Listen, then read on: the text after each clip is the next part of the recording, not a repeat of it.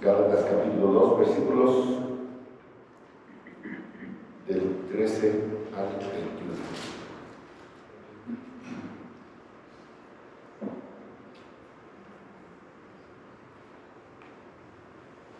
Perdón, vamos a cambiar.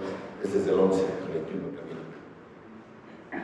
Gálatas 3, del 11 al 21. Gálatas 2, del 11 al 21. Dice así: pero cuando Pedro vino a Antioquía, le resistió cara a cara porque era de condenar, pues antes de que viniesen algunos de parte de Jacobo, comía con los gentiles, pero después que vinieron se retraía y se apartaba, porque tenía miedo de los de la circuncisión. Y en su simulación participaban también los otros judíos, de tal manera que aún Bernabé fue también arrastrado por la hipocresía de ellos. Pero cuando vi que no andaban rectamente conforme a la verdad del Evangelio, dije a Pedro delante de todos: si tú, siendo judío, vives como los gentiles y no como judío, ¿por qué obligas a los gentiles a judaizar? Nosotros, judíos de nacimiento y no pecadores entre los gentiles, sabiendo que el hombre no es justificado por las obras de la ley, sino por la fe en Jesucristo. Nosotros también hemos creído en Jesucristo para ser justificados por la fe de Cristo y no por las obras de la ley, por cuanto por las obras de la ley nadie será justificado. Y si buscando ser justificado en Cristo, también nosotros somos hallados pecadores, ¿es por eso Cristo ministro de pecado? En ninguna manera. Porque si las cosas que destruí, las mismas vuelvo a edificar, transgresor me hago. Porque yo, por la ley soy muerto para la ley, a fin de vivir para Cristo. Con Cristo estoy juntamente crucificado, y ya no vivo yo, mas vive Cristo en mí. Y lo que ahora vivo en la carne, lo vivo en la fe del Hijo de Dios, el cual me amó y se entregó a sí mismo por mí. No desecho la gracia de Dios, pues si por la ley fuese la justicia, entonces por demás murió Cristo. Amén, hermanos. Pasa a nuestra mano.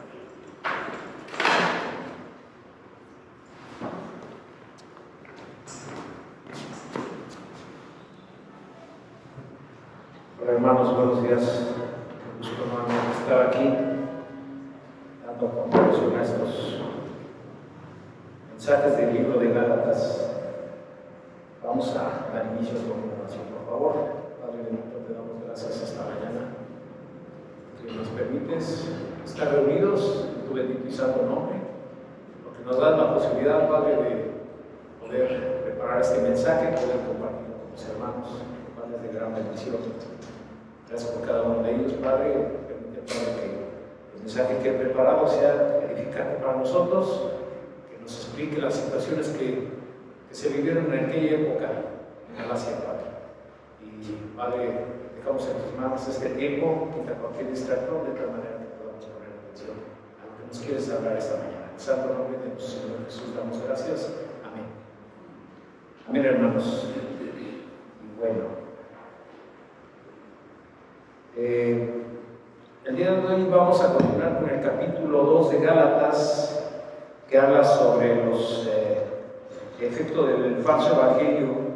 En este pasaje vemos que Pablo decide subir a Jerusalén justamente después de 14 años. Me acompañan Bernabé y Tito. Seguramente mi hermano Jorge explicó, no solo en el mensaje, no tengo oportunidad de verlo tampoco, sobre algunas diferencias que hubo estando en aquel lugar. La cuestión sobre la circuncisión de Tito. Pablo resume su punto de vista, su evangelio o credenciales apostólicas no dependían de ningún tipo de aprobación a la influencia o de los hombres. Incluso los hombres influyentes, los líderes de las iglesias en Jerusalén, aprobaron el evangelio de Pablo en su momento, y finalmente el motivo de reproche público de Pablo al apóstol Pedro. Mis hermanos, el libro de Gálatas es básicamente una defensa del evangelio. Si hacemos una comparación del libro de Romanos y Gálatas, podremos observar que Romanos es una exposición clara y contundente del Evangelio. Recordemos que este libro fue escrito para una iglesia que estaba en medio de un imperio donde había mucha oposición justamente al cristianismo, tanto intelectual como física.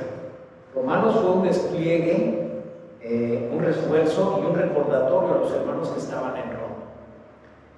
Repito una vez más, podríamos decir que el libro de Romanos era una predicación clara y contundente del Evangelio, y Gálatas es una defensa de ese Evangelio, motivado por el ataque que se levantó tan pronto como iniciaba la iglesia. Recordemos, mis hermanos, que muchas de las cartas que hemos estado estudiando son cartas que el apóstol Pablo escribió a la iglesia a las cuales él había predicado el Evangelio, y había nutrido con la palabra de Dios. Eran cartas que confirmaban, reafirmaban o incluso corregían algunas situaciones. Lo que en otro momento les había dado eran un apoyo para fortalecerlas en la enseñanza, en las enseñanzas bíblicas. Esto nos podrá ayudar a entender mejor los mensajes que estamos estudiando. El contexto de estos pasajes que estamos viendo, sin duda, es el grave problema del falso evangelio que se estaba introduciendo en la iglesia de Galacia. Este era un evangelio adulterado y modificado. Este evangelio estaba disfrazado. Un ejemplo muy simple, mis hermanos, es probable que muchos de los que estamos aquí en alguna fecha especial, que de pronto haya algún festejo, compraron un arreglo floral, compramos un arreglo floral. Y pues a simple vista se ve muy bien, mis hermanos. Las flores son muy bellas, las colocan de manera estratégica, las flores más bonitas al frente. El follaje le da un color, un encanto maravilloso y lo hace ver casi perfecto, vamos a decirlo así. Y cuando llegamos a la casa, de pronto las empezamos a acomodar ahí sobre la mesa, pero de pronto nos damos cuenta que muchas de las flores ya se están marchitando y ya vienen un poco dañadas, por supuesto, o que están rotos, o incluso en algunos casos ya viene sostenida con algunos alambres para mantenerse unidas. No sé si les ha pasado con los girasoles, que los girasoles no se pueden mantener levantados, sí, les tienen que poner una varita y ponerle un alambrito para que se mantengan levantados. Igualmente para estas flores son erguidas. Así, mis hermanos, así es el falso evangelio, forrado de verdades por fuera, pero en el interior lleno de mentiras y sutilezas destructivas. Es verdad que en nuestro tiempo las iglesias están siendo atacadas por este virus de engaño y de mentira por medio de las falsas palabras de estos hombres. Pseudo religiosos, según la historia, no habían transcurrido ni siquiera 30 años de que Jesucristo había ascendido a los cielos. Es más, los apóstoles en su mayoría ya estaban ahí presentes. Pablo estaba vivo. Quiere decir que alguien podía preguntarle a Pablo directamente sobre las cartas que les había escrito, si no las habían entendido, o si tenían alguna duda. ¿Cuántas dudas pueden surgir en momentos de tensión en nuestras vidas, hermanos? Es un ejemplo para nosotros.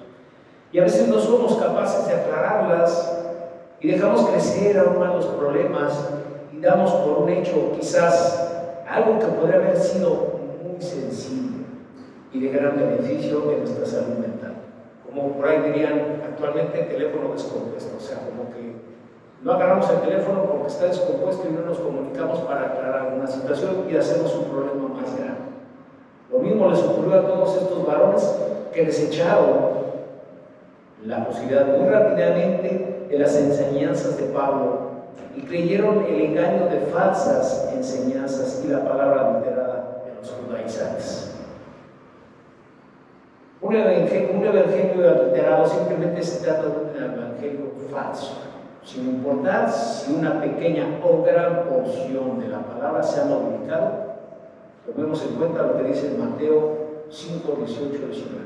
Porque de cierto os digo que hasta que pasen el cielo y la tierra, ni una jota ni una tilde pasará de la ley, hasta que todo se haya cumplido. De manera que cualquiera que quebrantara uno de estos mandamientos muy pequeños y así enseña a los hombres muy pequeños, será llamado en el reino de los cielos. Mas cualquiera que los haga y les enseñe, este será llamado grande en el reino de los cielos. Hoy en día, mis hermanos, es seguro que por medio de las redes sociales, los canales de comunicación digitales que todos conocemos, sea más fácil prevenir y denunciar a falsos predicadores. Pastores o líderes religiosos se puede volver un escándalo. No obstante, por obvias razones, esto no ocurría en Galacia. Vimos en fechas pasadas, en Gálatas 1, 8, 9, este texto, mis hermanos, que dice: mas si aún nosotros o un ángel del cielo os anunciare otro evangelio diferente del que os hemos anunciado, sea anatema. Como antes hemos dicho, también ahora lo repito: si alguno os predica diferente el evangelio del que habéis recibido, sea anatema. Vemos que Pablo, estando en Jerusalén, defendió el verdadero evangelio, atacó a los judaizantes, dijo que no era necesario que los no judíos se circunciden, era suficiente creer, porque no había diferencia entre unos y otros. Dijo: si creen en Jesucristo con todo su corazón, ellos son hermanos y salvos. No había más discusión. Era simplemente que tuviéramos nosotros la fe, que hubiera la fe, que hubiera la creencia, sin importar lo que dijeran las leyes judías. Tiempo después dice en los versículos 11 a 13: pero cuando Pedro vino a Antioquía, le resistí cara a cara, porque era de condenar, pues antes de que viniesen algunos de parte de Jacobo, comían con los gentiles, pero después que vinieron se retraía y se apartaba, porque tenía miedo de lo que de la circuncisión. Y en su simulación participaban también los otros judíos, de tal manera que aún Bernabé fue también arrastrado por la hipocresía de ellos. Hermanos, este texto dice que Pedro se retraía, se apartaba. Lo que quiere decir retraía, se apartaba, porque tenía miedo de la crítica de aquellos cristianos, y en su simulación y en su actuar provocó que varios se desvíen juntamente con él. Lo que significa que él sabía o tenía la mínima idea al respecto de que lo que estaba haciendo no era correcto, ni era como debería de ser. Ahora, si analizamos las causas de esto que estaba ocurriendo en la iglesia, estos judaizantes se manifestaban como cristianos, eran cristianos. No solamente esto, estos judaizantes también sufrían un cierto tipo de persecución y desprecio por parte de los otros judíos que no creían en Jesucristo porque se decían cristianos, solo que eran cristianos que estaban adulterando el evangelio. Por lo tanto, estos eran unos falsos hermanos. Por lo tanto, también surge la pregunta: ¿por qué tenía miedo Pedro a los de la circuncisión o a los judaizantes? ¿Podían estos llevar a Pedro ante el Sanedrín, juzgarlo y ejecutarlo?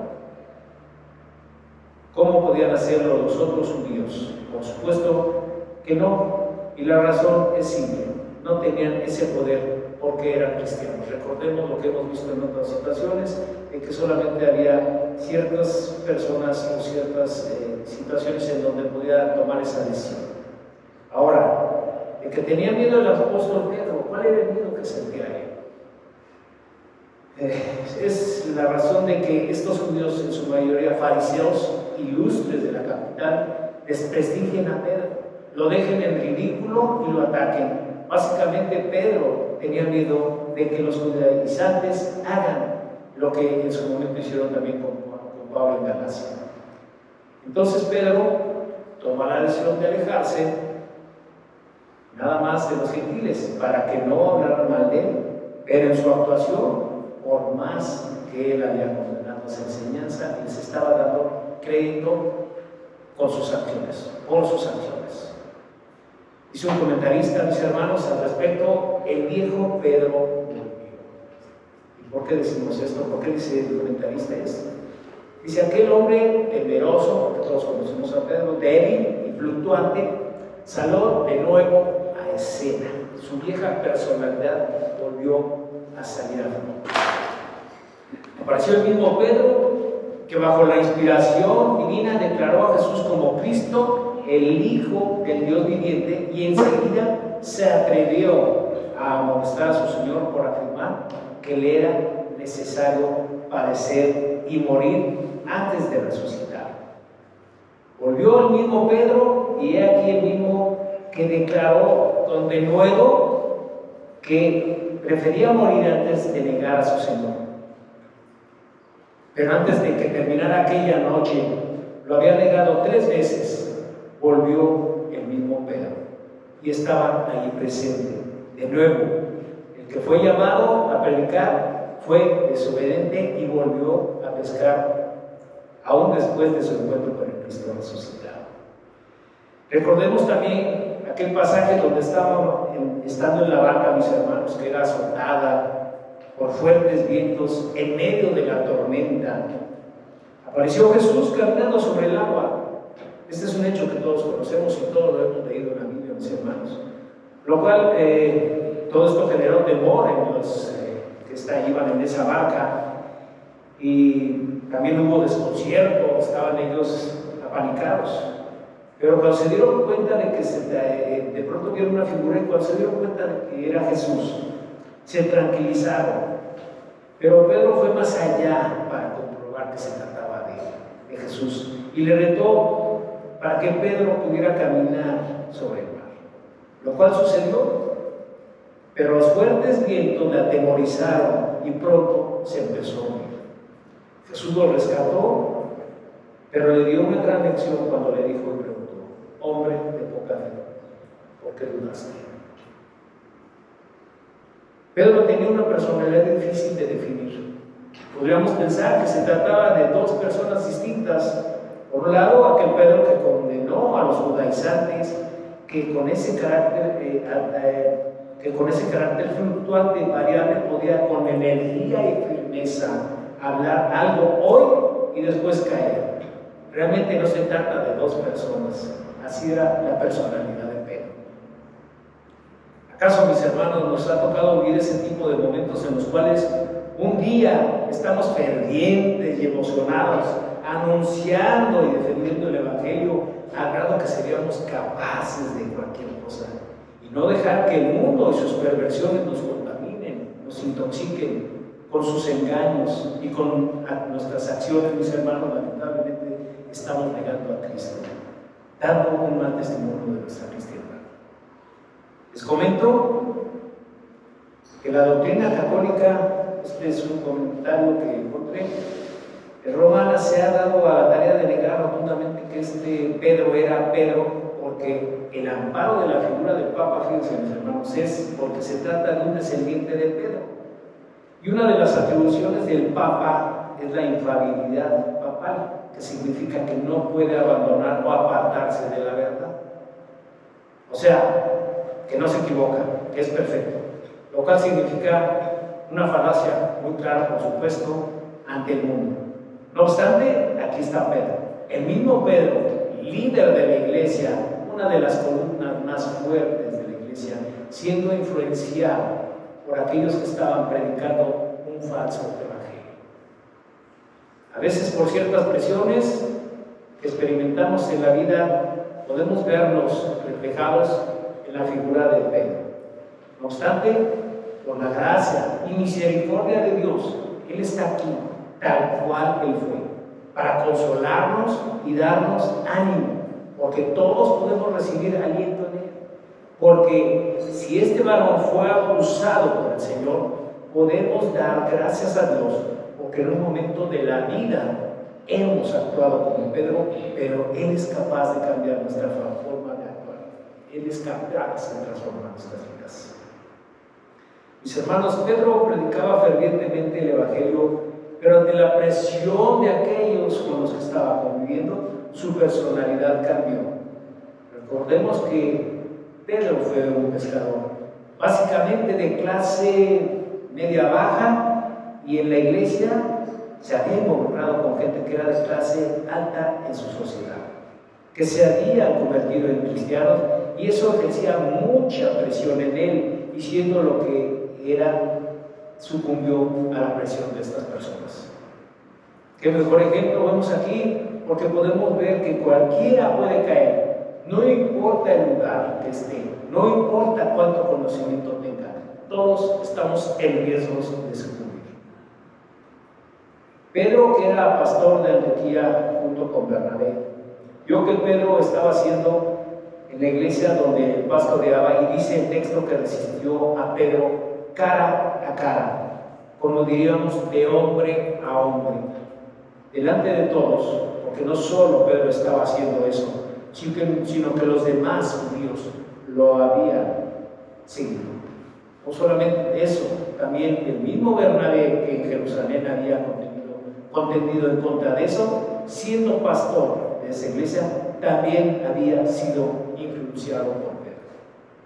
¿Y cuántas veces no vemos ese tipo de situaciones, mis hermanos? Que de pronto hay personas que están mal, hay personas que cometen errores o que tienen fallas, y muchos les siguen, muchos los acompañan en ese mal. Dicen por ahí un dicho mexicano que mal de muchos, consuelo de todos. Y es una realidad.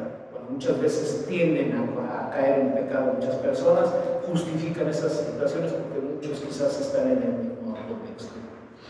Veamos lo que nos dice el verso 13: y en su simulación participaban también los otros judíos, de tal manera que aún Bernabé fue también arrastrado por la hipocresía de ellos. Hermanos, podía ser algo irreal que Bernabé, que creyó en lo que Pedro le enseñó, ahora estaba siendo arrastrado por una ideología errónea. Pero es viable, tal y como sucede en la actualidad. Hemos visto de manera sutil y engañosa, muchos se han dejado llevar por un falso líder religioso, por la falta de fe y de conocimientos ante este tipo de situaciones. Yo le pido al Señor que nos sostenga firmes, mis hermanos, firmes y preparados, estar conscientes de que tenemos ese riesgo y que lo vamos a enfrentar. Luego dice el versículo 14: pero cuando vi que no andaban rectamente conforme a la verdad del Evangelio, dije a Pedro, delante de todos: si tú, siendo judío, vives como los gentiles y no como judío, ¿por qué obligas a los gentiles a judaizar? Pedro en ningún momento dijo verbalmente nada a favor de la forma de vivir de los judíos. Dicen por ahí, hermanos, las acciones también la doctrina. Dice un dicho popular: una imagen dice más que 1000 palabras. Pablo llamó a esto hipocresía, porque Pedro estaba diciendo una cosa y con sus acciones estaba arrastrando tras de él a otros. Motivado por esto, pregunta Pablo a Pedro: ¿por qué obligas a los gentiles a judaizar? La influencia de Pedro era tan grande que sus actores están obligados a otros a seguir creyendo erróneamente, porque mientras más crece la influencia de un hombre, sus actos son más trascendentes en aquellos en quienes influye, y muchos no tienen la madurez de decir no hasta aquí, si siguen adelante con aquel que los ha llevado y los ha descarriado, mis hermanos. ¿Y cuántas veces hemos mencionado que a lo largo de la historia, mis hermanos, de la humanidad, existen claros ejemplos de que la gente hace muchas cosas simplemente porque los demás las practican? Lo malo de todo esto es que en la mayoría de los casos se trata de engaños sutiles y llenos de perversidad, porque es claro que cuando le hablamos a alguien sobre la fidelidad de Dios y su honor, sin titubear, pronto nos rechaza. Hemos sido testigos de que la mayoría de la gente, cuando se les invita a una fiesta, ni tardos ni perezosos están puntuales en la reunión. Pero cuando esa misma persona se le invita a participar en un evento evangelístico, argumentan cualquier pretexto y no les interesa asistir. En el versículo 15, Pedro trata de defender su oposición y dice: nosotros judíos de nacimiento y no pecadores de entre los gentiles. Luego dice en el versículo 16: sabiendo que el hombre no es justificado por las obras de la ley, sino por la fe de Jesucristo. Nosotros también hemos creído en Jesucristo para ser justificados por la fe de Cristo y no por las obras de la ley, por cuanto por las obras de la ley nadie será justificado. Hermanos, no hay un evangelio exclusivo para judíos ni para gentiles. Dice Romanos, porque no me avergüenzo del evangelio, porque es poder de Dios para salvación a todo aquel que cree, al judío primeramente y también al griego. Luego en Romanos 3:9 nos dice, ¿qué pues somos nosotros mejores que ellos? En ninguna manera, pues ya hemos acusado a judíos y a gentiles que todos están bajo pecado. Después vemos en Romanos 3:22 que dice la justicia de Dios por medio de la fe en Jesucristo para todos los que creen en Él, porque no hay diferencia. Hermanos, a lo largo de la historia de la humanidad, muchos son los que han tratado de encontrar un objetivo claro del propósito de la vida del hombre en la tierra. Muchos han inventado toda clase de argumentos falsos para desviar la existencia de un Dios y su Hijo. No obstante, existe la respuesta real en la Biblia, mis hermanos. Y yo he estado pensando mucho, como siempre decimos, nos deja aprendizajes cuando preparamos un mensaje.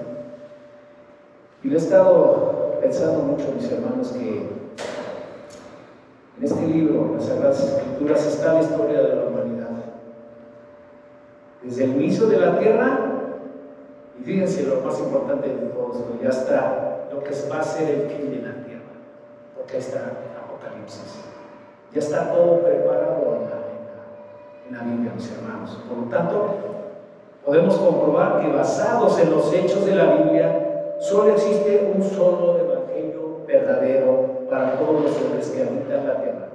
No hay exclusividades para nadie, mis hermanos. Gentiles, judíos, de cualquier nacionalidad, de cualquier lugar del mundo, van a tener la posibilidad de conocer, de ser salvos por Dios, si reconocen a Jesús como nuestro Salvador.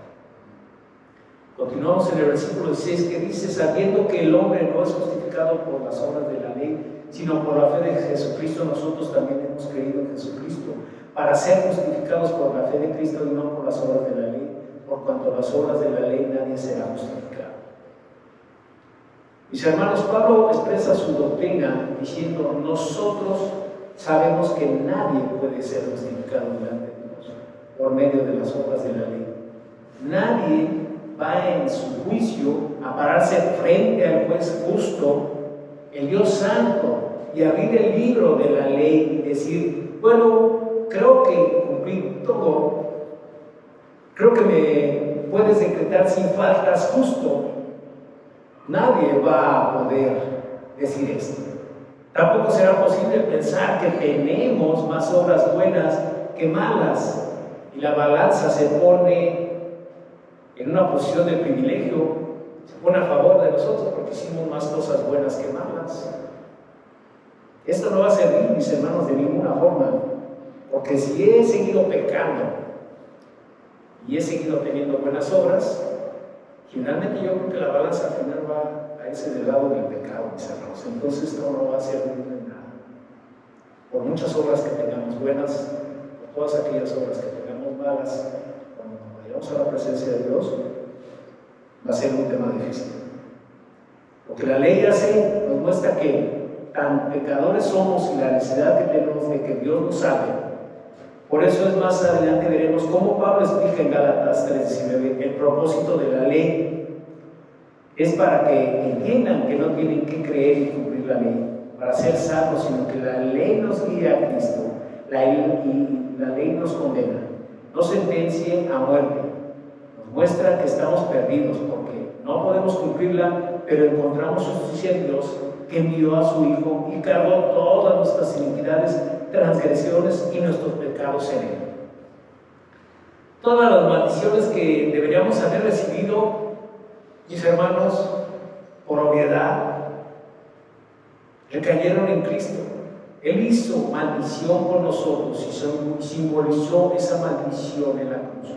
Dice la Biblia en Gálatas 3:13, Cristo nos redimió de la maldición de la ley, hecho por nosotros maldición, porque está escrito, maldito todo el que es colgado en un madero. La cruz es símbolo de maldición. No obstante, hoy podemos agradecer esa cruz, porque esa cruz muestra y nos recuerda la maldición que teníamos encima por no ser justos y que finalmente tomó nuestro lugar el Señor Jesús. Continuamos, hermanos, en el versículo 7 que dice: y si buscando ser justificados en Cristo también nosotros somos hallados pecadores, ¿es por eso Cristo ministro de pecado? En ninguna manera. Los judaizantes y judíos en el tiempo de Jesús no sostenían la salvación del Antiguo Testamento, sostenían la salvación adulterada del Antiguo Testamento. Así es como se les había hecho creer. Así es que querían que el hombre creyera que por obras se salvaría y querían meter el mismo gen, la misma mentira en el nuevo cristianismo. Tenemos que entender, mis hermanos, que es lo mismo, pero solamente con otras variantes, una y otra vez.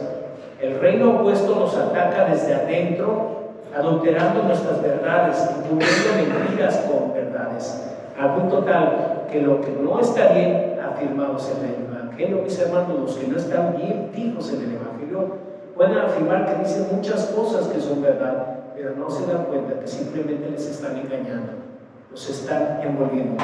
Así de sutil ha sido Satanás a través de la vida. Lo más delicado de este tema, mis hermanos, es que hay riesgos de que estas herejías destructivas se introduzcan en las iglesias. Eso escribe Pedro, que las mentiras las van a mezclar con verdades bíblicas.